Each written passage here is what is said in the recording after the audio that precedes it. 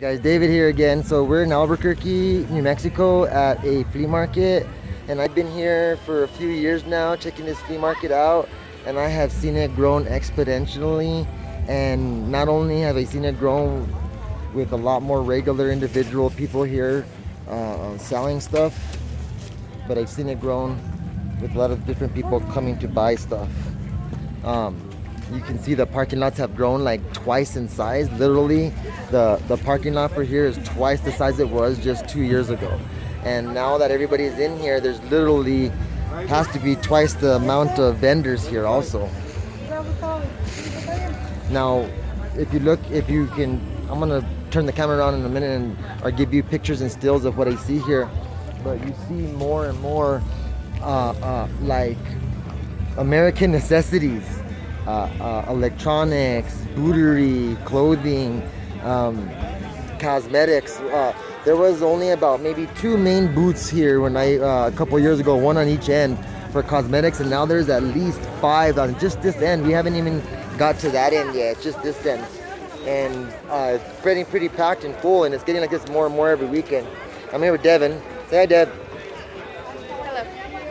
And she's getting some nice deals here too, because I think wherever she goes, the same product she found here for like 60% off. She would have paid like 50 bucks over there, and she paid 15 or something like that. So, or 20, and so or 10, excuse me. There you go. And so that's just one of the different significances about what's going on and how you can see if wherever you're from, if you see flea markets and they're opening more and more, you see more and more garage sales. That's just another sign and another symbol, another red flag to show you that things are not good, that people aren't doing good. There's 2, 3 jobs people are working, sometimes 4 just to get by, traveling exponential amount of hours to get to work. And we're at a pet tag thing right now. Because everybody loves their pets, part of the family. Now we're at one of my other favorite booths, the fruit booth. All kinds of fruit back there, you see it. Yep. There's not a lot of these guys around, and if they are, this is like the only good one. Now again, check out where you're from. If you see, if you have a flea market, go check it out, because you're gonna get some nice deals, and it's gonna be good products. But see if it's growing, see if you see it getting bigger or more of them popping up. Yard sales, garage sales, estate sales, those are getting really big too, because a lot of times family like lost their parents or whatever, and they get their assets, getting down to them, so they'll go ahead and pass them on down to the rest of the family, and the family will just sell it all. Because why? They don't need the assets, they need the money to pay their bills off, because they're in debt so bad. Everybody's in debt. I think the national debt's at 22 trillion, so you can imagine whatever new, I think it's like 56,000 for every individual citizen. So take that into your number count. Another thing I've noticed when I come down here is that the majority of the people who are manning these booths are elderly. There, if you look behind me, there's some elderlies there. See, they're packing up, and so if you look, I mean, they're all kind of like, you see that? The more you can see, and so it's also saying something, because their pensions aren't enough for them. The money that they get from the government or from their retirement or from their pensions, whatnot, is not getting them by. So they're having to come out here and sell a little bit of what they have, a little bit of their whatever they gain throughout their life, just to try to get by the remaining part of their life, which is really sad to see.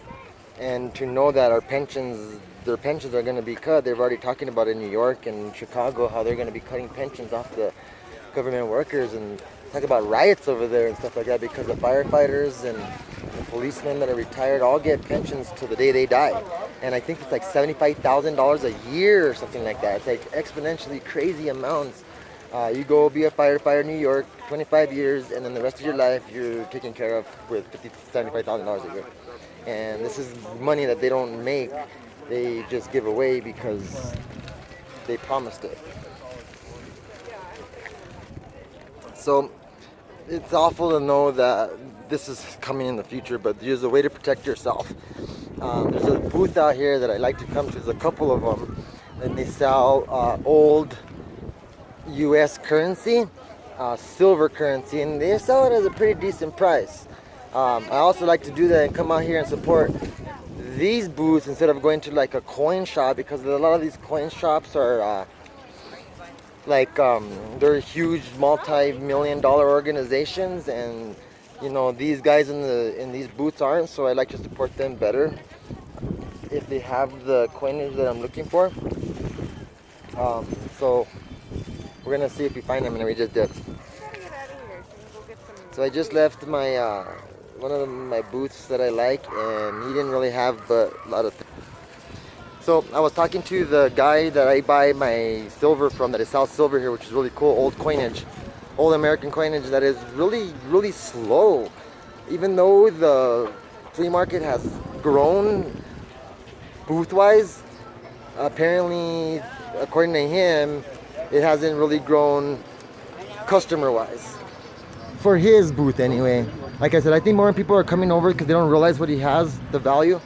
And they're going more towards like the value of the shampoos and conditioners and cheap shirts and underwear and socks and shoes and whatnot.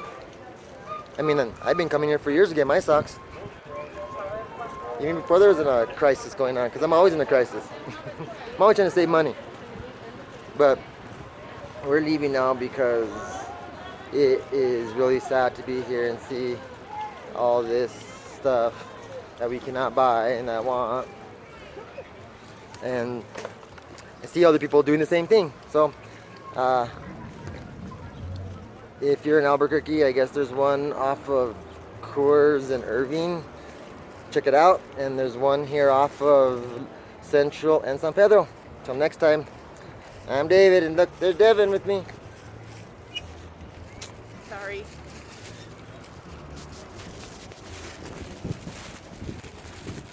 No problem.